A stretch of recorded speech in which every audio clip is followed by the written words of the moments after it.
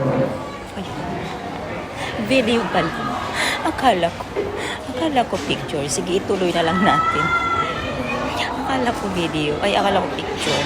Nag-post pang Inday, yun pala video. Oh, tuloy. Tuloy walang makeup. Tuloy walang ayos. Kain tayo. Dito ako sa Starbucks. Drink tayo ng coffee. Sarap ng coffee nila, mabula-bula. Oh, naubos ko na. Nauhaw ang Inday. Oh, di ba? Tignan natin sila. Busy sila sa kusina. Ang gulo ng camera ko dito.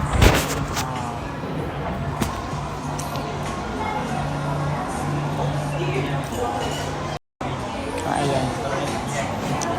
Ayan sila. Busy ang kanilang live, no? Busy sila. So, dito muna ako. Nagkaano muna ako. Nagpapainit. Dahil nalalamigan ako. Diba? Ganun lang ang life. Minsan, happy-happy lang. Kaya, saka ko na kayo dyan. Bibisitahin mga friends. Mga friendship. Kasi, napagod na yung Inday nyo. Nagwo-work ang Inday sa araw at sa gabi. Kaya, hindi ko kayo maisingit kasi busy din ako sa ibang platform. Ay, platform ba tawag doon? Platform. O, diba? Drink ko natin coffee.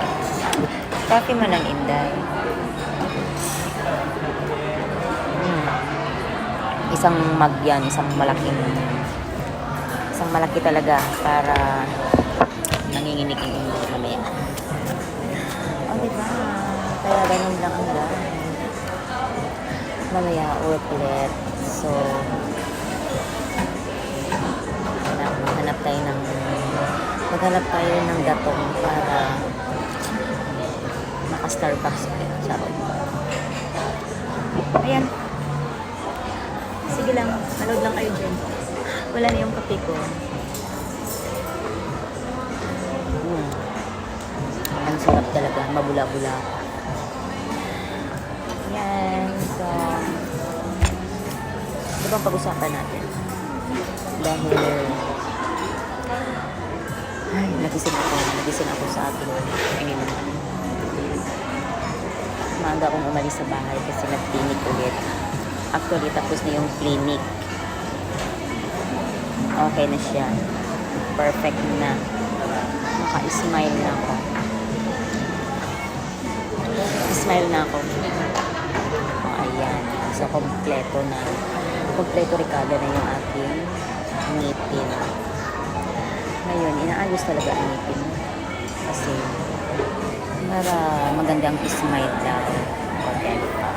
So, para healthy ang ngipin, kailangan natin may maintenance. Kaso nga lang, pag hindi natin alagaan ang ngipin natin, mahirap.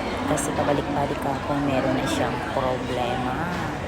So, hipo-hipo ako ng buhok ko. Bumili ito. Ayan. So, alagaan natin ang ngipin natin, ha?